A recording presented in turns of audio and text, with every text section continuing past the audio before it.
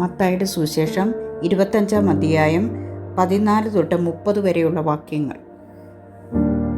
ഒരു മനുഷ്യൻ പരദേശത്ത് പോകുമ്പോൾ ദാസന്മാരെ വിളിച്ച് തൻ്റെ സമ്പത്ത് അവരെ ഏൽപ്പിച്ചു. ഒരുവന് 5 താലന്ത്, ഒരുവന് 2, ഒരുവന് 1, ഇങ്ങനെ ഓരോരുത്തന് അവനവൻ്റെ പ്രാപ്തി പോലെ കൊടുത്ത് യാത്ര പുറപ്പെട്ടു. 5 താലന്ത് ലഭിച്ചവൻ ഉടനെ ചെന്ന് വ്യാപാരം ചെയ്ത് വേറെ 5 താലന്ത് സമ്പാദിച്ചു. അങ്ങനെ തന്നെ 2 താലന്ത് ലഭിച്ചവൻ വേറെ 2 നേടി. 1 ലഭിച്ചവനോ പോയി നിലത്ത് ഒരു കുഴി കുഴിച്ചു, യജമാനൻ്റെ ദ്രവ്യം മറച്ചു വെച്ചു. വളരെ കാലം കഴിഞ്ഞ ശേഷം ആ ദാസന്മാരുടെ യജമാനൻ വന്നു അവരുമായി കണക്ക് തീർത്തു. 5 താലന്ത് ലഭിച്ചവൻ അടുക്ക വന്ന് വേറെ 5 കൂടെ കൊണ്ടുവന്നു. യജമാനെ, 5 താലന്തല്ലോ എന്നെ ഏൽപ്പിച്ചത്, ഞാൻ 5 താലന്ത് കൂടെ നേടിയിരിക്കുന്നുവെന്ന് പറഞ്ഞു.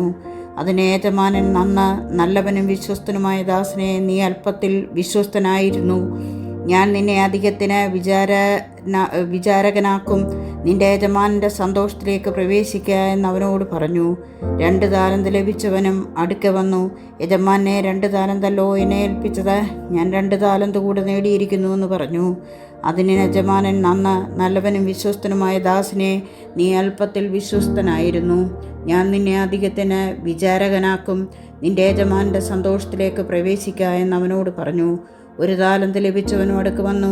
യജമാനെ, നീ വിതയ്ക്കാത്തടുത്ത് നിന്ന് കൊയ്യുകയും വിതറാത്തടുത്ത് നിന്ന് ചേർക്കുകയും ചെയ്യുന്ന കഠിന മനുഷ്യനെന്ന് ഞാൻ അറിഞ്ഞ് ഭയപ്പെട്ടു എന്ന് നിന്റെ താലന്ത് നിലത്ത് മറച്ചു വെച്ചു, നിന്റേതിതാ എടുത്തുകൊള്ളുക എന്ന് പറഞ്ഞു.